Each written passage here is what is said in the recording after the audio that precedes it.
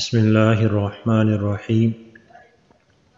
آج 15 شعبان المعظم شب برات ہے۔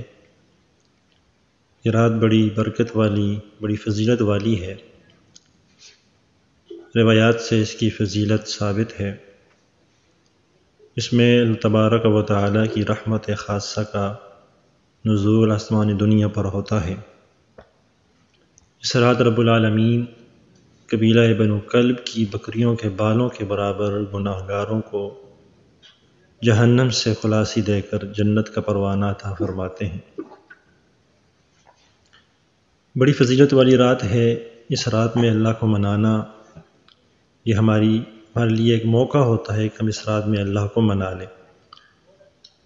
ہمارے معاشرے کا المیہ ہے کہ ہم مقصودی اعمال کو چھوڑ کر غیر مقصودی اعمال کے اندر لگ جاتے ہیں۔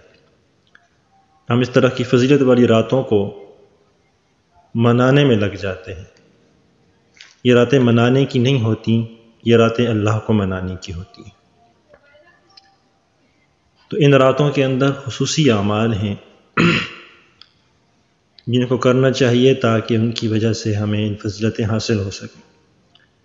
اس رات کے متعلق روایات سے جو عمل ثابت ہے وہ اس رات کا قیام ہے۔ رات کو قیام کر کے، عبادت کر کے، جاگ کر اللہ تبارک و تعالیٰ کے حضور راز و نیاز، عاجزی کے ساتھ دعا و استغفار، تلاوت ہو، ذکر اذکار ہوں، تسبیحات ہوں، یہ انفرادی طور پر ہر بندہ کرے۔ پہلا عمل تو یہ ہو گیا۔ دوسرا عمل اس رات حضور علیہ السلام سے قبرستان جانا بھی ثابت ہے۔ کوئی بندہ لازم سمجھے بغیر حضور علیہ السلام کی سنت کی اتباع میں اگر قبرستان جا کر دعا مانگے تو جا سکتا ہے۔ ام المومنین صدیقہ کائنات سیدہ عائشہ صدیقہ رضی اللہ عنہا والی روایت سے یہ چیز ثابت ہے کہ حضور جنت البقیع تشریف لے گئے تھے۔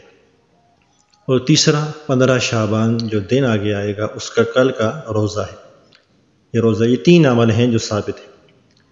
رات کی عبادت، قبرستان کبھی کبھار زندگی میں ایک بار جانا، اور 15 شعبان دن کا روزہ رکھنا۔ اس کے علاوہ فضول اعمال میں پڑھ کر ان راتوں کو ضائع نہ کریں اور دعاؤں میں ہمیں بھی یاد رکھیں۔ اللہ تبارک و تعالی عمل کی توفیق عطا فرمائے۔